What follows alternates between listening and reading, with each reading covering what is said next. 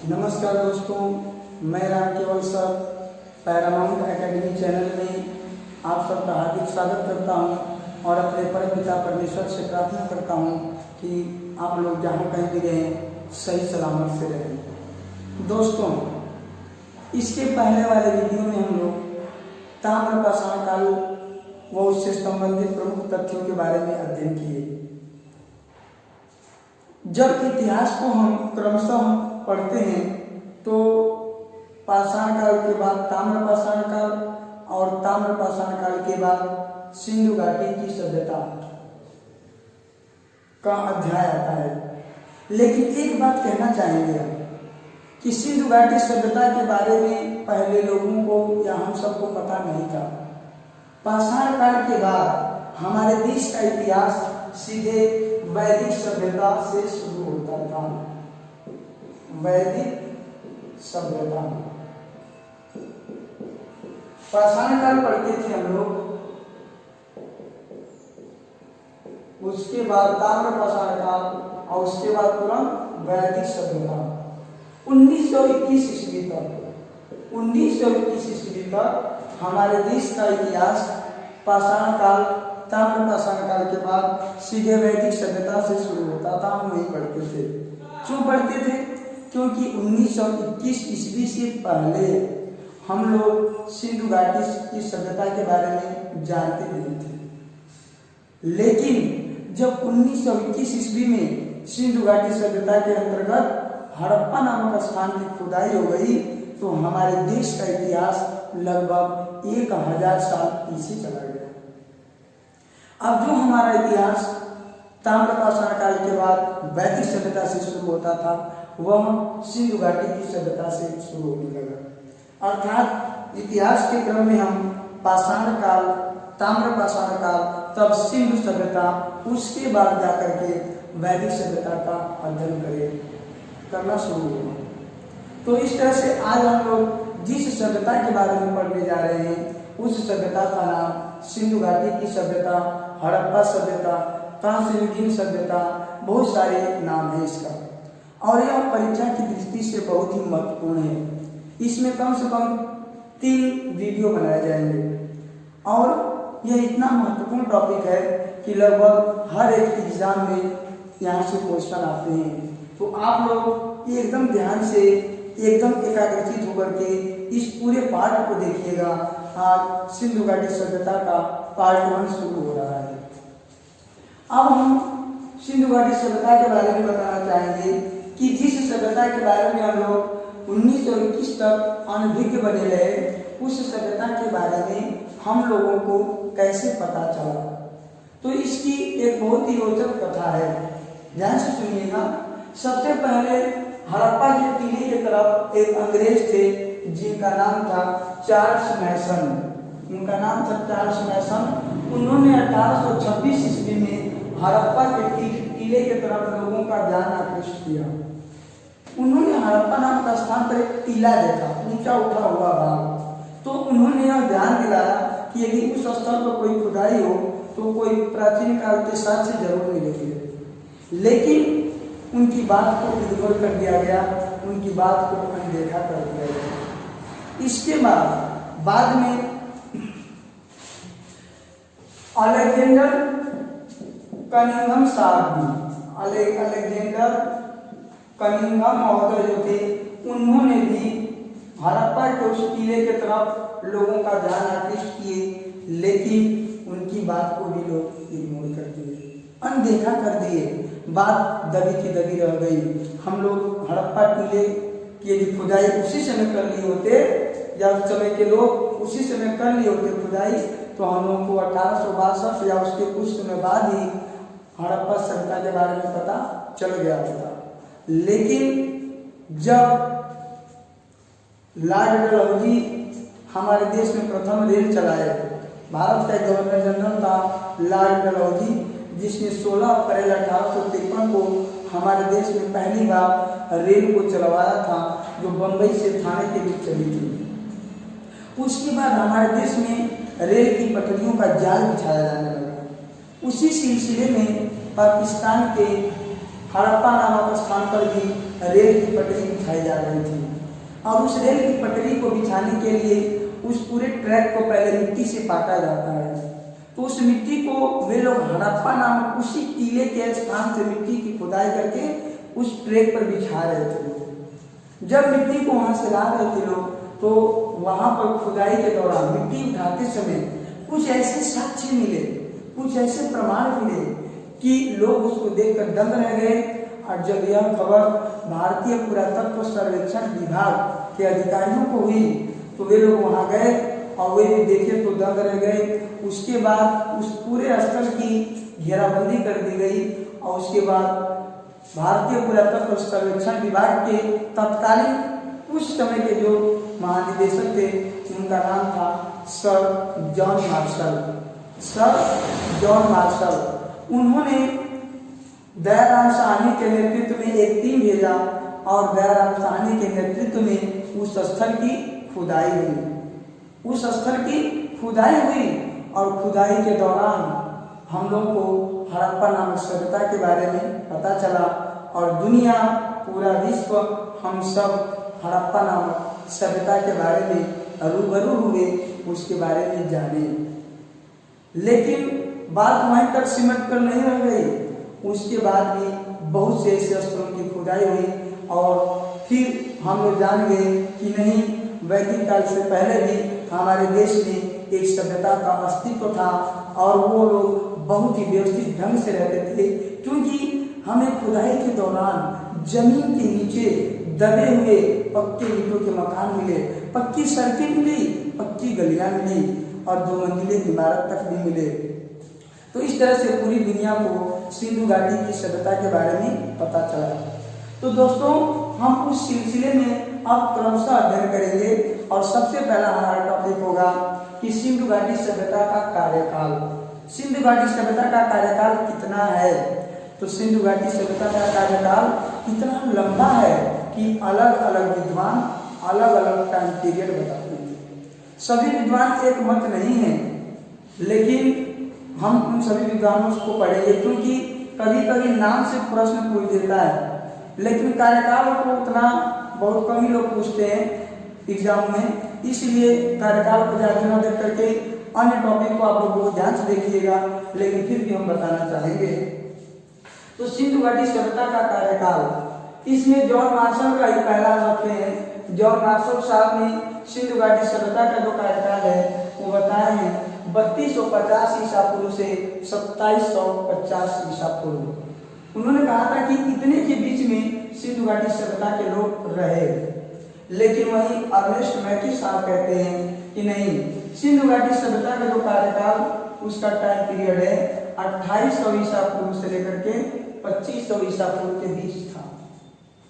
लेकिन एक और विद्वान है मार्टिन व्हीलर साहब कहते हैं कि सिंधु घाटी सभ्यता का कार्यकाल 2500 ईसा पूर्व से लेकर के 1500 ईसा पूर्व तक था।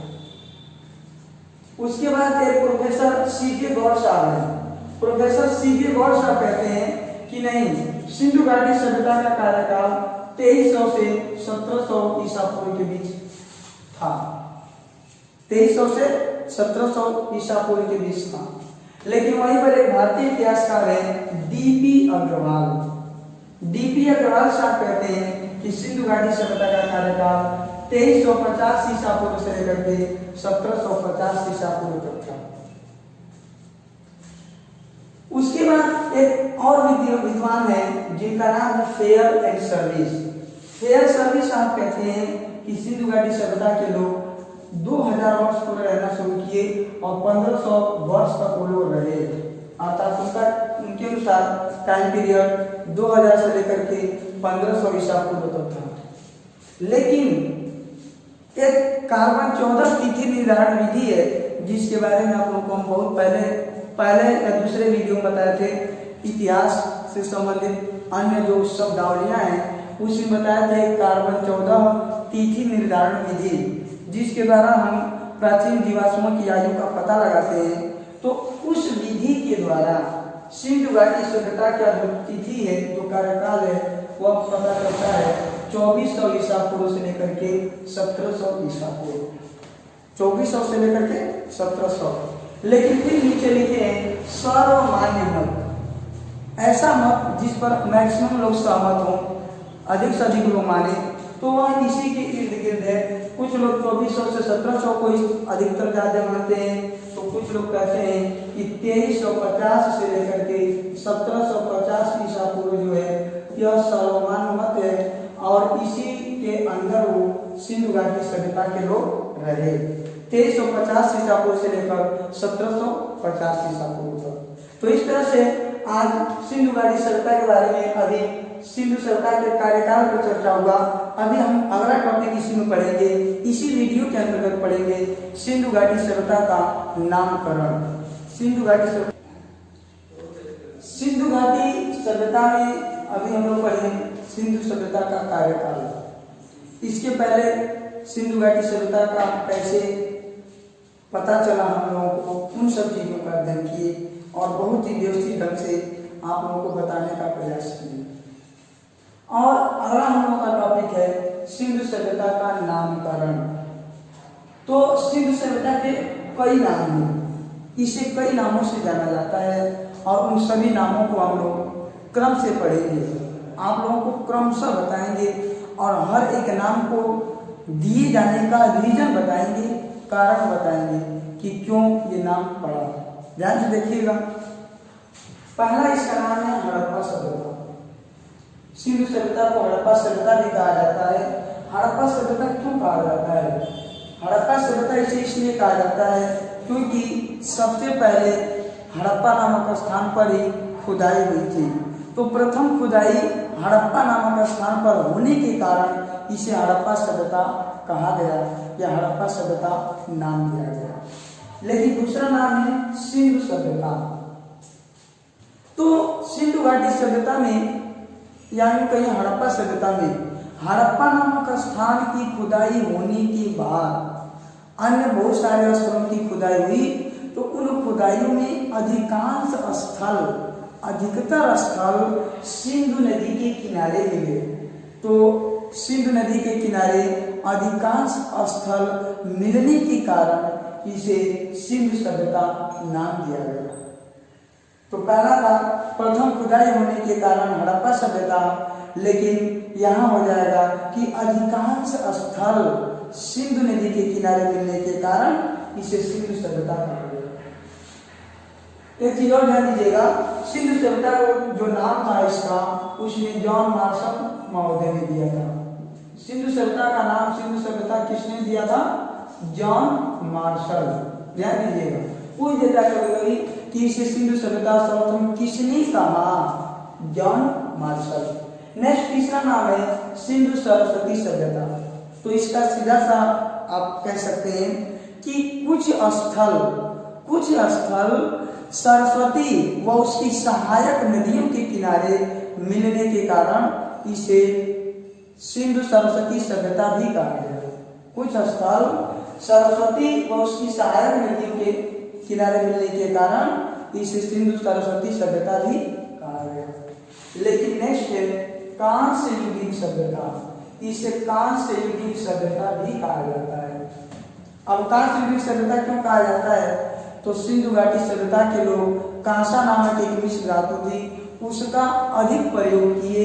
तो कांसा नामक धातु का अधिकतर प्रयोग करने के कारण इसे कांस्य युगीन सभ्यता भी कहा गया। कांसा कभी पूछ देता है कांसा किन दो धातुओं से मिलकर बना है? कांसा, तो कांसा जो है तांबा प्लस टीन से मिलकर बना है कांसा। तो कांसा नामक मिश्र धातु का प्रयोग करने के कारण इसे कांस्य युगीन सभ्यता भी कहा गया। और नेक्स्ट है प्रथम नगरीय क्रांति। प्रथम नगरीय क्रांति इसे क्यों कहा जाता है? प्रथम नगरीय क्रांति इसलिए कहा जाता है क्योंकि सबसे पहले नगरों का विकास इसी समय हुआ था। इस समय की सभ्यता, इस समय के लोग नगरों जैसा आज शहर में लोग रहते हैं, उस तरह से ये आज से लगभग 2000-3000 ईसा पूर्व ये लोग नगरों जैसा जीवन व्यतीत करते थे। तो नगरों जैसा जीवन व्यतीत करने के कारण इसे प्रथम नगरीय क्रांति भी कहा गया। तो नामकरण में हम देखें, पहला है हड़प्पा सभ्यता, हड़प्पा नामक स्थान पर प्रथम खुदाई होने के कारण। दूसरा है सिंधु सभ्यता, अधिकांश स्थल सिंधु नदी के किनारे मिलने के कारण। तीसरा है सिंधु सरस्वती सभ्यता, कुछ स्थल सरस्वती व उसकी सहायक नदियों के किनारे मिलने के कारण। नेक्स्ट है कांस्य युग की सभ्यता, कांसा नामक धातु का अधिकांश प्रयोग करने के कारण। और पांचवा है प्रथम नगरीय क्रांति, सर्वप्रथम नगरों का विकास होने के कारण। नेक्स्ट टॉपिक हमारा रहेगा इसी में। हाँ, नेक्स्ट हमारा अब टॉपिक होगा सिंधु सभ्यता का विस्तार। तो सिंधु घाटी सभ्यता का विस्तार अब नेक्स्ट वीडियो में हम लोग पढ़ेंगे।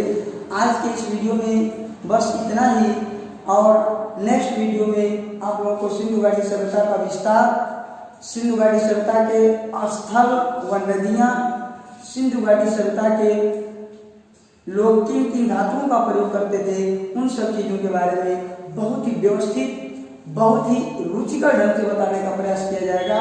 और हमें पूरा विश्वास है कि आप लोग यदि पूरा वीडियो देखेंगे तो देखते ही देखते पूरा याद होता जाएगा। तो अंत में जाते जाते हम कहना चाहेंगे कि यदि हमारा यह वीडियो आप लोगों को पसंद आया हो तो आप हमारे इस चैनल को सब्सक्राइब अवश्य करिए, इसको अधिक से अधिक शेयर करिए, लाइक और कमेंट करिए। यदि इस वीडियो में जो भी कमी आप लोग नजर आए तो आप लोगों से मैं विनम्र निवेदन करता हूं कि कमेंट बॉक्स में जाकर के आपके अपने अनमोल सुझाव आप लोग अवश्य दें।